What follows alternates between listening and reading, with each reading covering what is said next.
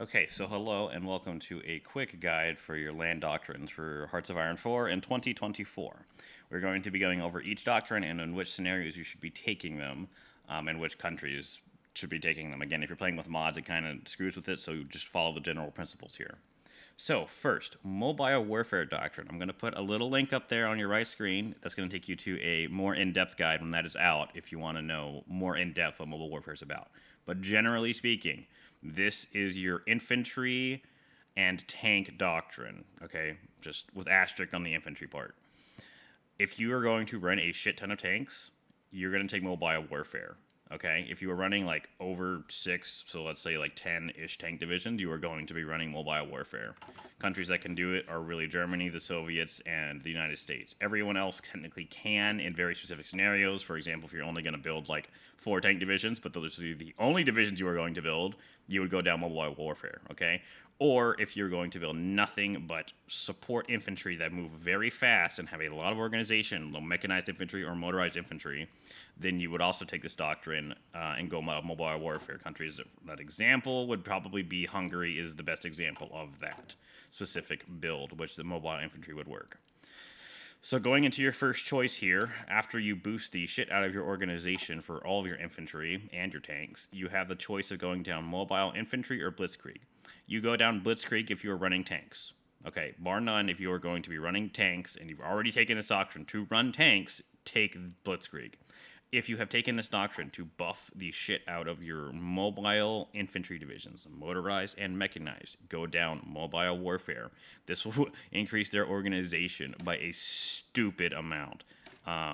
It is ridiculous how much. That's 20. That's 25 organization on your mobile infantry, okay? Just a reminder that this specific path does not apply to leg infantry, which is the lot of infantry that most people run. So if you're running motorized infantry, you take mobile infantry, okay? So motorized, mechanized. Your next real choice, which is not really a choice, is Modern Blitzkrieg and Desperate Defense. You always, without fail, go down Modern Blitzkrieg. Okay, that is an actual doctrine that will get you buffs. Desperate Defense is if you want to meme. There is really no other reason you would take this doctrine unless you want to meme. If you run out of fucking manpower, you're in a world of hurt anyway. Getting an extra 5% manpower does seem like a lot, but that's probably not going to turn the game around. What's going to turn the game around is if you can out micro your opponent. So if you out micro the Soviet tanks and you kill all of them and you destroy them, you will have a far more successful time killing them rather than boosting your infantry, which are probably just going to lose to against Soviet manpower. Okay, the one exception to this rule is if for some reason you ran out of manpower and it's absolutely vital that you get more manpower than you would do desperate defense, just for the 5% recruitable population. I don't even bother finishing getting guerrilla tactics. Yes, it can be a good tactic if it's ever chosen, but again, tactics in this game are meh at best, okay? And if you want to be a funny meme, so if you go down mobile warfare as the Soviet Union and you want to have stupid manpower, you take desperate defense. Otherwise, Modern Blitzkrieg is the thing that's actually going to win you battles and win the fucking war. So you take Modern Blitzkrieg. Okay, your next doctrine is Superior Firepower Doctrine. Again, I will link the little tag up there for a more in-depth on Superior Firepower Doctrine. But generally, this is the default doctrine most people pick. If you're going to build an army at all, this is the default doctrine that you take. The reason is it boosts your soft attack by a stupid amount on all of your divisions. And that is what kills most of the game is fighting enemy infantry. And if you run into tanks, well, you're kind of fucked if you don't have tanks. But generally speaking, Superior Firepower is the default doctrine most people take for the soft attack, okay? Your first real choice is going to be between Desperate Support and Integrated Support, all right? Again, some countries that start with Superior Firepower is the USA. They can stick on that, or they can go to Mobile Warfare. Literally every single other country can benefit from Superior Firepower, so it doesn't really matter there. Your first real choice is going to be between Integrated Support and Dispersed Support. Integrated support is the default option. This boosts your soft attack by 50% for all support companies and their organization by 20%. This does not seem like a lot, but it is. Every support company, asterisks, every support company has 20 organization by default. This gives them another 20 that equals 40 organization that they have. Logistics companies only have 10 organization for some stupid reason. I cannot tell you why that reason is, but they have an organization factor of 10. So, if you are going to plan at all at running logistics, which you probably are at some point, taking this would boost a logistics company's organization from 10 to 30, which is very good. On top of the support companies doing 50% more soft attack, this includes, if you put all the cards right, our support artillery, support rocket artillery, and then you can have support flame tank companies to do even more damage, okay? Even more soft attack damage, and that's boosted by 50%. That's a default option if you're running any infantry and you don't want to really think about it. That's what you run. On the 5% chance that you are going to try to run dispersed support, this is the reason you do it. You are going to build nothing but artillery break divisions, okay? So you're going to break these are basically your siege divisions. The reason you take it is not for this. This is just a nice buff, I guess. But you take it for the 10% on all line artillery is boosted by 10%, okay? Line artillery is literally everything that can be pulled by a truck. So motorized, so artillery guns and motorized artillery, and then rocket artillery. That does not include SPGs. That does not include anything else. That is just line artillery. The only reason you would take dispersed support is if you're going to build siege breaker divisions as like Bulgaria. You have been assigned, I'm going to be the one that kills cities. Cities have a combat width of 80, so you're going to build a division of 40 with artillery divisions. Okay, you are going to stack as many goddamn artillery guns as humanly possible in your division to get to 40 combat width with some infantry so it has some organization. And then you are going to blow the shit out of a city that has enemy infantry defending it. Okay? That is your whole job. That is the whole job of dispersed support. If you are in that 5% scenario, you take it. Otherwise, you take integrated support. Next, air-land battle versus shock and awe. Very simple here. Air-land battle buffs your tanks, actually has more organization with its all frontline battalions of +5 versus the two organization that you get from shock and awe. If you are going to be running tanks at all, so like 6 some whatever tanks, and you take air-land battle to buff your tanks. If you don't mind your tanks being weaker and you want to shit on enemy divisions that are soft, so basically enemy infantry, anything that does not have armor, you take shock and awe and you blow the shit out of it.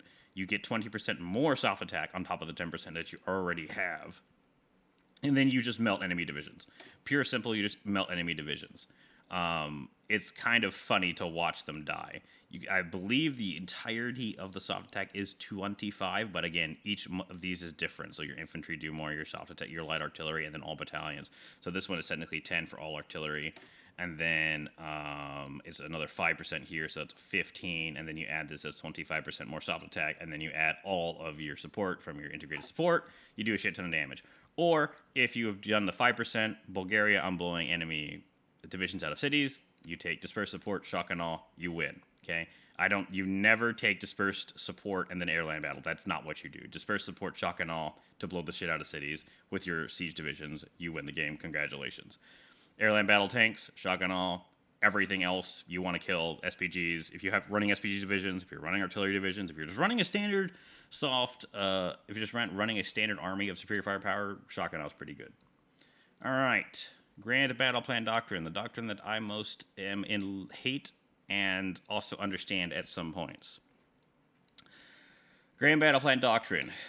This is the doctrine if you take and you want to do nothing. Okay, there are a few ways to run Grand Battleplan, but generally speaking, trench warfare is where most people stop if they don't want to run a doctrine for army. The example I would give is if you're going to do a Canada and you're going to be the air controller and you need some divisions to sit in England on ports, you take Grand Battleplan because it doesn't take any much XP. It gives a massive buff to all of your infantry divisions to sit in one place and do nothing. That is one example of Grand Battleplan that is applicable. Pretty much every nation that's not the US, Germany, or the Soviet Union is going to be running a Grand Battleplan. That is another factor here. most nations are going to be running Grand Battle Plan at the start, but that does not make it a good doctrine. It is okay. It is somewhat decent in a very specific scenario. So, for Japan, specifically Japan, or if you're going to be fighting in Asia at all and you don't want to change your doctrine, it can work. What it does in this general doctrine does in general is boost your planning to a ridiculous level. If you are playing single player, this is fine. You could pretty much win the single player playing any doctrine, doing whatever the hell you want. Okay? It's fine. In multiplayer, this is where it becomes a bit of a fucking problem. Because to plan effectively with divisions, if you do the strat, which everyone knows is you put down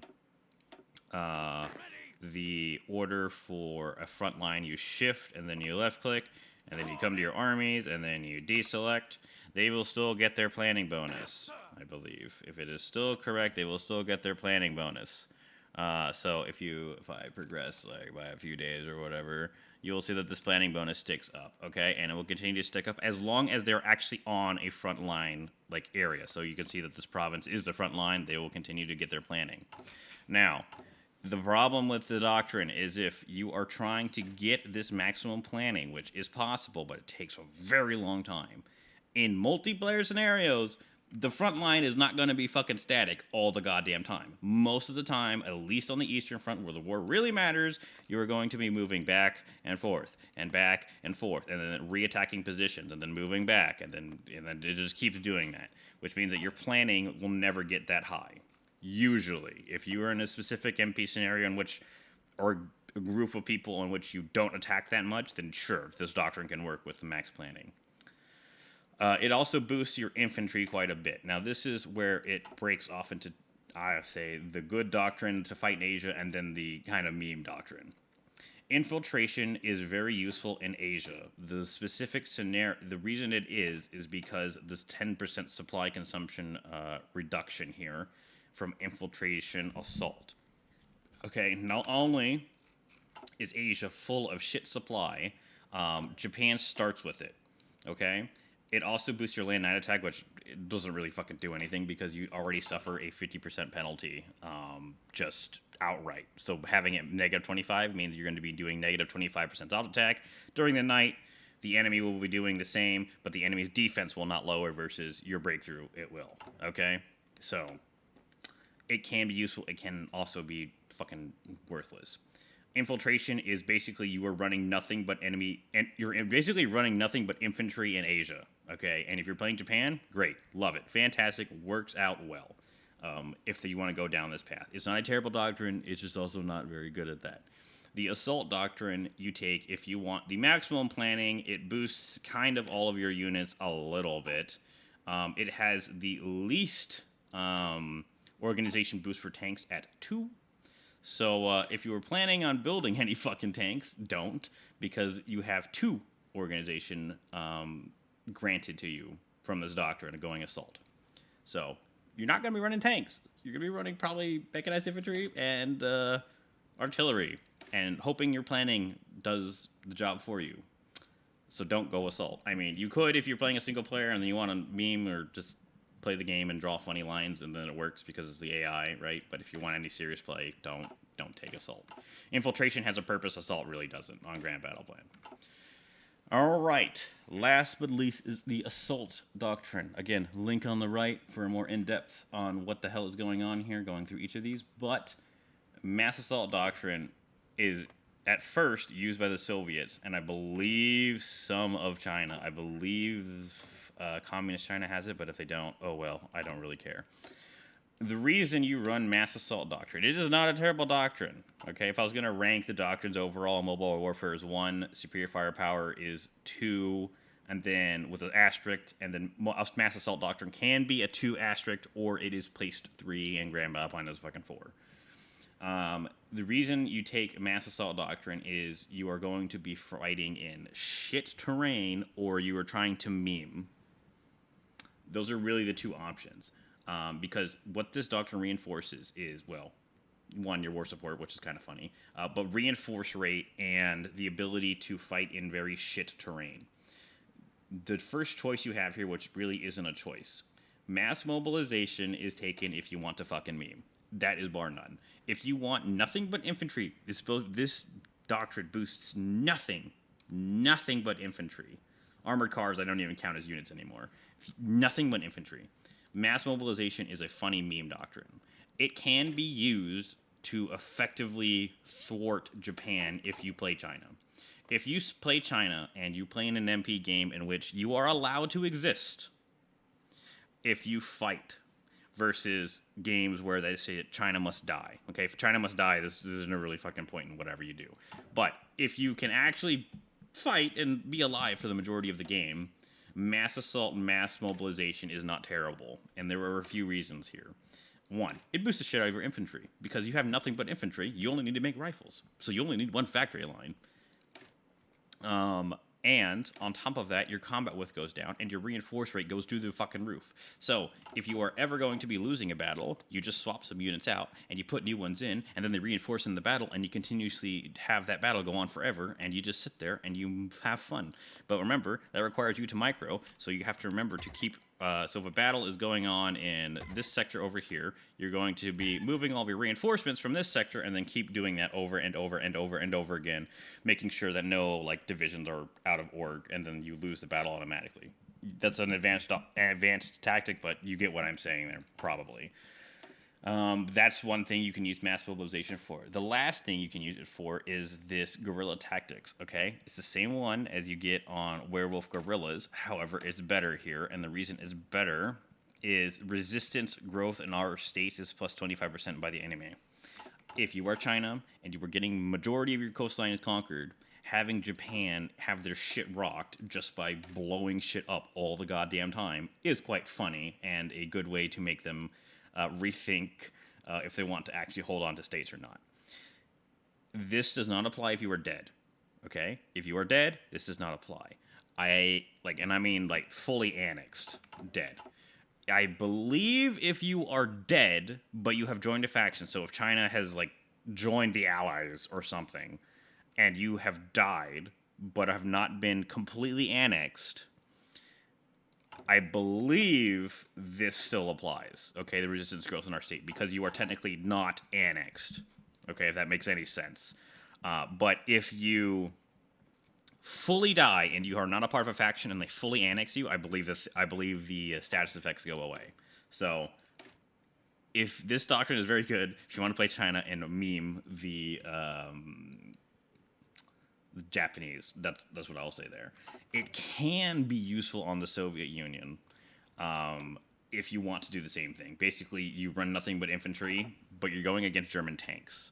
So in reality, what you are doing here is you're trading off time. You're basically hoping that the Allies will pull their shit together to get tanks into France, and then you will wither the German economy away very slowly, throwing bodies at a problem, versus actually trying to use tanks. That's the only reason I would see you going down mass mobilization, but on the Soviets. But otherwise, it's just a fucking meme path. The actual good part of mass assault doctrine is deep battle. Now, the reason is because you get large front operations, and then there is another one, you get vast fronts. These two reduce your supply consumption by 20%. Okay, remember this. This is minus 20% supply consumption for every single division you have. If you add a support company, and by the time you have vast offensives, let's say you have support company number 2, you have a negative 40% on those divisions that have a support company at level 2, right? At level 2 support companies have negative 40% supply consumption. If you then pair this up with a field marshal that has logistics wizard, that is another 15% off. That means a negative of 55% supply consumption. If he then has logistics, right, which he goes down to every single division. Again, this is dependent on how, let's just say theirs is 10, so they get 5. That will put you at negative 60, I believe 60, if I remember correctly, negative 60% supply consumption in all divisions if he has level 4 logistics for every single division in his entire command. Negative 60% logistics supply consumption. That basically means you don't have a supply problem anymore, which is vastly good on the Eastern Front, where you basically have a shit supply everywhere. That is why mass assault, just by itself, with those two little buffs, is very good. Now, again, other nations can, again, reduce their supply consumption. As I've told you, infiltration has their infiltration assault, but it's not as good as having two of those in the same doctrine. Another reason you would take this doctrine is, again, you're on the Eastern Front, shit supply. It also boosts tanks. It boosts tanks more than Grand Battleplan. It boosts them more than the assault side. It actually does. I know, crazy. And you also get max planning and reinforce rate. And then on top of that, your combat width for infantry goes down.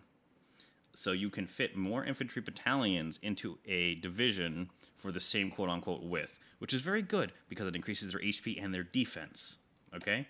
And then you have this organization loss when moving, but again, Blitzkrieg also has this, but it's only at 10%, and I believe it gets better, but don't take my word on that. But again, reinforce rate. The whole point of this doctrine is to reinforce divisions that are fighting on the line. So if they're fighting over the city and you reinforce, then you have a higher chance that your divisions will be reinforced into the battle to keep the battle going on longer. Okay? This is why deep battle is good for these Soviets, because they start with it and it's good on very big fronts. This can work as Germany too, again for the same reasons that you're fighting on a very big front. However, you are supposed to be the one pushing, versus if the Soviets, you are the one defending, so it's a bit easier on them, okay? But if you're playing a mod or something and you're fighting on a very vast front and you want some tanks, but the majority of your things are going to be infantry, which is the majority of Hearts of Iron games, then you would go down Mass Assault Doctrine, okay? And then Deep Battle specifically. All right, that's just the brief overview, which has already turned into a 20-something minute video, all right, on each of these doctrines. So I hope that gives you guys some helpful advice on which doctrine to pick for MP and SP. Okay, if you're running SP, you can pick whatever fucking doctrine you want. It works. For MP, you need a little bit more insight on which doctrine you're going to pick for your land, all right? Hope that, guys... I hope it helped you guys, and then I will put a link, a big playlist together with all the doctrines and this video so that you can click on it and see which one you need, all right? And those videos will come out pretty much every day until they're out, all right? So hope you guys have a good day. Please like and subscribe if you want to see those videos when they come out. Otherwise, see you next time.